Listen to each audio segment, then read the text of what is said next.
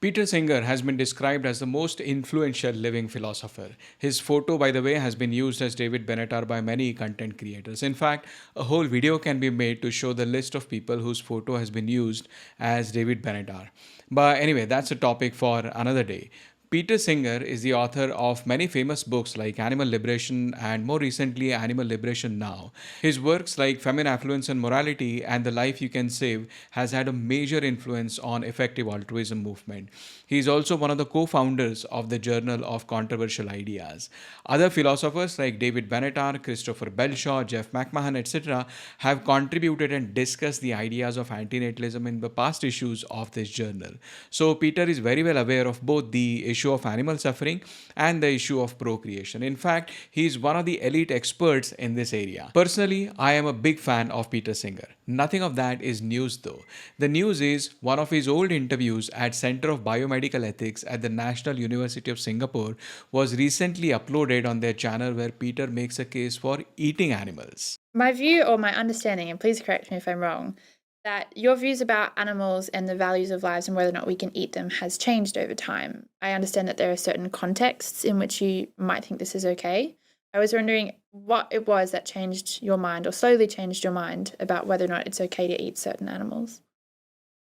Well, the main change that I've made from the first edition of Animal Liberation is in response to this argument that if animals have good lives, so they're not in factory farms, they're out in the fields, they're doing whatever is natural for their species, they're in the kind of social group that they can enjoy being part of.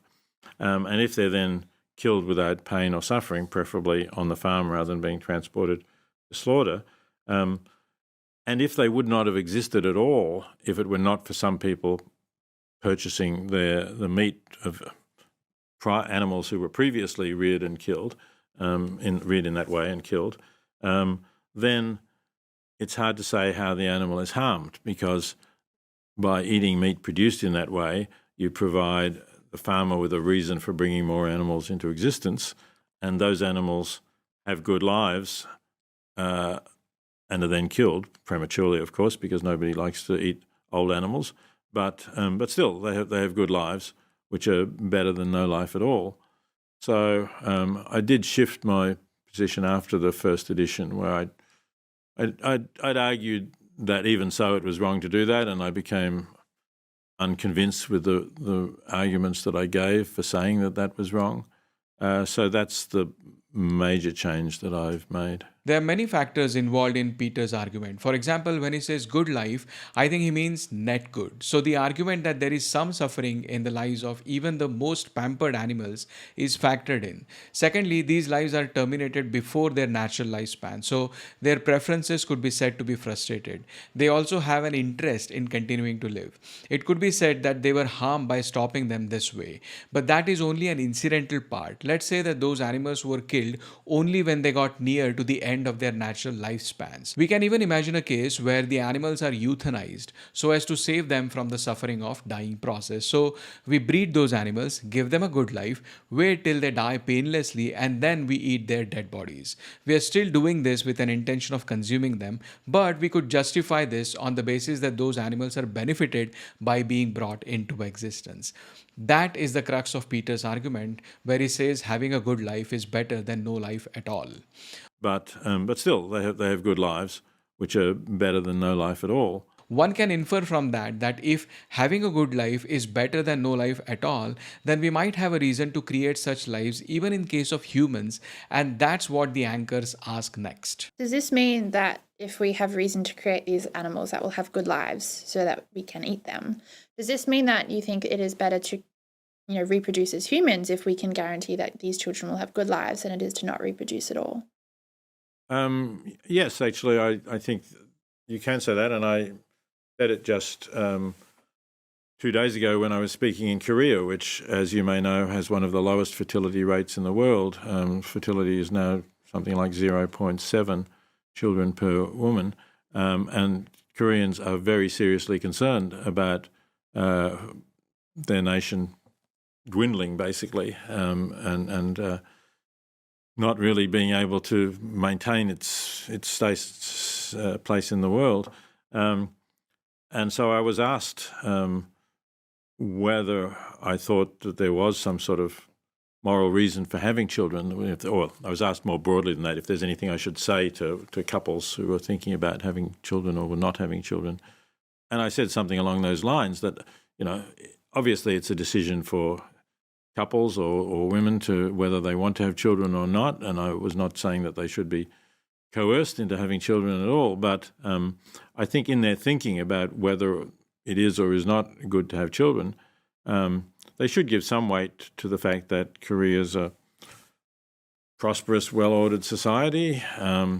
There's no reason to think that children born into Korea today, South Korea, of course I'm talking about, would not lead good lives, and that the fact that they can give rise to the existence of children who can lead good lives should be a factor in their decision. I didn't want to say more than that, but... Not an obligation, but a good reason. In both cases, we are using the claim that having a good life is better than no life at all as a means to some end. In case of animals, it is for our desire to consume them. In case of human procreation, it is the ends like experiencing parenthood or nationalism or economy and so on. But is having a good life better than no life at all? Is it really the case? We said the good life here meant net good, meaning we subtract bads from goods in life and the net result is still positive welfare. Secondly, having a good life can mean continuing existing lives, but in this context, Beyter means starting a good life. So we have to say that starting a life which contains more goods than bads is better than no life at all. But for whom is it better? Since Beyter was talking about animals not being harmed, we have to ask whether it is better for those animals whose life is being started. That's where we come to Benatar's axiological asymmetry to see that actually starting a life which contains more good than bad is not better than no life at all. On the contrary, such lives are harmed by being started. That's why Benatar says one of the implications of my argument is that a life filled with good and containing only the most minute quantity of bad, a life of utter bliss adulterated only by the pain of a single pinprick, is worse than no life at all. Now, there's more to say about this, but this small snippet from Peter Singer's interview highlights the core connection between veganism and antinatalism. If you are vegan, you are in opposition of animal breeding for consumption, no matter how good their lives are. So you're already applying the principle that starting a good life is not better than no life at all. You're already an antinatalist for other animals, but there is no reason for speciesist discrimination towards humans in application of this principle. On the other hand, if I'm an antinatalist for humans, I implicitly agree that starting a good life is not better than no life at all.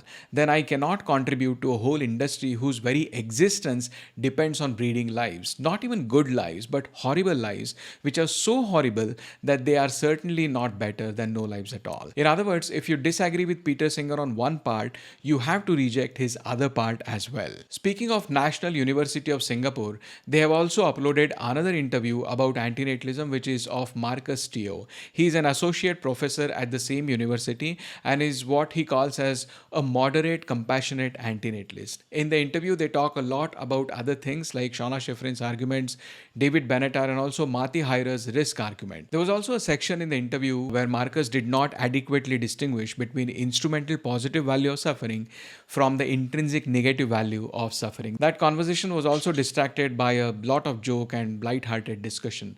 But Marcus brings his own argument for antinatalism that is based on the asymmetry of likelihood of bad and good things in life. There is always a finite probability of something good happening to your children, but there is a greater likelihood of bad and a certainty of death. That's why Marcus calls his antinatalism moderate and compassionate. It is compassionate in the sense that it stems from the moral concern for the child, and moderate because Marcus thinks there are some times where procreation is permissible. Even so, overall it was a very entertaining podcast to listen to. The Procreation Asymmetry Puzzles is the title of a lecture scheduled at Uehiro Oxford Institute. This is part of the Parfit Memorial Lecture Series. It's a free event but with limited seats and will happen on 16th June 2025 at 4:30 p.m. British Summer Time. This is all that we know right now, and we hope we'll get more information about the lecture in coming weeks. But the good news is that after the event, this lecture will be available on their YouTube channel for anyone to watch. There is a recently published open access book called Placing the Future. The book is a collection of chapters of various authors talking about different aspects of how we could and should view future in general as well as future of humans. One particular chapter in it, the Utopias of Extinction by Zoltan Boldizar Simon. In it, the author differentiates between the ideas of human extinction in the past and those in the 21st century. While human extinction in the past was mainly driven by religious fear, the extinction of 21st century has been on rationales like climate change. And instead of being fearful about it, there are those who support human extinction and think that that is a better solution. Hence the term extinction utopianism. The main focus of the chapter is WEMT, Voluntary Human Extinction Movement, founded by Let's Unite. In Simon's view, WEMT is the strong utopian extinctionism which is new and wants to end human species for the benefit of the planet. Simon also refers to the work by Patricia McCormack. So, not the kind of antinatalism I personally subscribe to. In fact, the word antinatalism does not even appear in the 20-odd page chapter, but still would be an interesting read if you are into something like WEMT. Third edition of the Polish translation of Better Never to Have Been is published. This is a good news for Polish readers because the earlier editions were still available as an e-book, but now it is possible to buy printed version. The new edition contains some corrections. The original English text is naturally the same, but the translation has been revised to correct any errors and inaccuracies missed in the previous editions, and the terminology has been revised to match other Polish translations of David Benatar's books, and it also includes very sharp and profound afterword by the translator Patrick Golubowski. You can read that on the publisher's website by translating it into English. As always, the link will be in the description. Analysis is a journal of short papers in philosophy. In its forthcoming issue will be a paper Incommensurability, Conditional Value, and the Procreation Asymmetry by Ben Bradley. The paper talks about procreation asymmetry, which is presented in form of reason than duty. So we have strong reason not to create someone with a miserable life, but we have no reason to create someone with a happy life. Ben examines the incommensurability of good life. Incommensurability means something which we cannot measure. He criticizes the claim that we cannot tangibly measure good life in comparison to no life at all. With some equations and logic, he proves that both good life and bad life can be measurably compared to no life or non-existence. So this claim of incommensurability cannot be used to justify the asymmetry. Next, he discusses whether the intrinsic value of pleasure depends on the existence of the person experiencing it and examines different philosophical positions on this issue. The paper is scheduled to be published in the forthcoming issue of Analysis, but it is not known when exactly that issue will be published. I tried to ask Ben about this and he doesn't know either. But the draft paper is available on Ben's own website, benbradleyweb.com. We will revisit this paper when it actually gets published. Corpus Magazine is a Turkish magazine and they have organized a talk on antinatalism by Tanner Beyter. If my translation is correct, the focus of this talk will be on David Benatar's Better Never to Have Been. It will be in Ankara on 1st June 7 p.m. Ankara time. On your screen is the poster of the event in Turkish, so if you are around that area, you might be interested to join. I have also asked them if there will be a recording to view later on. Let's see what they say. The Trial is a single episode British television drama with an antinatalist at the center of it. It's mainly about environmental antinatalism with a dash of hedonistic child freedom, and it shows antinatalism as a negative, extreme, radical idea. The story occurs in 2035. The main accused is self-identified antinatalist and has done a crime of trying to prevent a child from coming into existence. Parenthood, including hardships of pregnancy and challenges of raising children, are portrayed with a legal backdrop. You are kept wondering about what crime the antinatalist is accused of, what punishment is given to the criminal, and what happens to the parents. All of this culminates in a dark ending. So even though it is not showing antinatalism positively, it is still a good drama to watch. It was recently aired on Channel 5 and can still be viewed on their website. I'll put the link in the description. Those in the UK will be able to watch it. Others will need VPN. I have two child-free related news. One is about a documentary called No Baby on Board by Julia Coates. The documentary is mainly about being child-free in a heavily pro-natalist world, and it will be premiered on Bentonville Film Festival in Arkansas from June 16 to 22nd. But there is a sneak peek event of this documentary on 19th May from 6:30 p.m. Eastern Time, which will be 11:30 p.m. UK time and 4 a.m. my time. The event is free and online, but you have to register. As per the description on the event page, You will have a chance to talk to the director as well as meet the women who are featured in the documentary and get to know other behind the scene creativity. In another child-free news, New York Times did a slightly different type of experiment. 3 child-free women and their respective mothers discussed the reasons for not having kids. But the arrangement was unique. Since there is this usual tension with one's own mother, especially on the topic of having kids, the video contains discussions of swapped mothers and daughters. So, one child-free woman talks to another child-free woman's mother. The discussions are not in English but are adequately subtitled. Lawrence did a Stop Having Kids outreach in London recently. Along with him was Ola, seen here with the Stop Having Kids placard, and who is also a generous donor to our channel. So thanks to Ola for all of this. Here's what happened at the outreach. That photo was taken outside King's Cross Station, also known as King's Cross St Pancras. One highlight for me of the day was I'd literally just arrived and we were standing there holding the signs, and I'd literally been there for like 2 minutes, and then this couple walked past who were American tourists, and they came over and said, "Are you got the guy from YouTube?" And it turns out that they were followers of the channel, completely random. They were both vegan, both antinatalists from America, just randomly on holiday walking around and happened to see us holding our signs. And then when they got closer, they realized who I was. And yeah, that was very cool. So I got a selfie with them and stuff. That was very cool. So that was a highlight for me. And then they also met a Buddhist guy with whom they discuss antinatalism from Buddhist perspective. Lawrence told me that they met quite a few people who actually agreed with their messages. All in all, it looked like a good day out, thanks to Lawrence and Ola and everyone else involved. So those were some of the stories about antinatalism this week. Thanks for watching and see you next time.